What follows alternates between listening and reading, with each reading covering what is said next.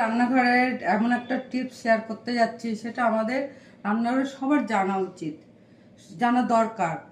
যে ছোটোখাটো টিপসগুলো আমাদের রান্নাঘরে জানলে আমাদের অনেক পয়সা বাঁচে। দেখো, আমরা সুপার গৃহিণী হতে হলে আমাদের এই টিপসগুলো জানা দরকার, তাহলে তো আমরা কিছু পয়সা বাঁচাতে পারবো। তবেই তো আমাদের বলা হবে সুপার গৃহিণী।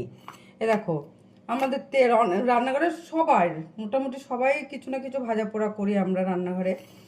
তাই এরকম তেলে নোংরা জমে যায়, তাই তো সেটা আমরা কি করে নেব? তেলটা পরিষ্কার করে এরকম ছাঁকনি নিই, ছাঁকনিতে করি, তবু পরিষ্কার হয় না। আজকে আমি তোমাদের একটা দেখাচ্ছি। এরকম তুলো নেবে, এরকম একটা জাল নেবে, মানে চায়ের ছাঁকনি নেবে, নিয়ে এরকম তুলো নেবে, তুলোটাকে এরকম পাতলা করে দেবে, তারপরে তেলটাকে ছাঁকবে। দেখো পুরো নোংরাটা,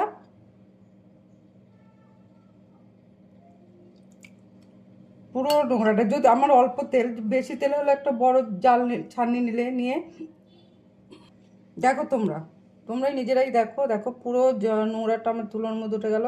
এই বাকি তেলটা আমি পেয়ে যাবো তুলোটা চিপলে। দেখো, আর তেলটা দেখো, তোমরা নিজেরাই দেখো তেলটা কত পরিষ্কার, মনে হচ্ছে যেন আবার নতুন তেল।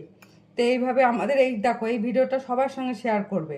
আমাদের ঘরেও কাজে লাগবে, যারা ভাজি বানায়, চপ টপ বানায়, আমাদের কত নোংরা তেল খেতে হয় বলো তো, তো তাদেরও কাজে লাগবে।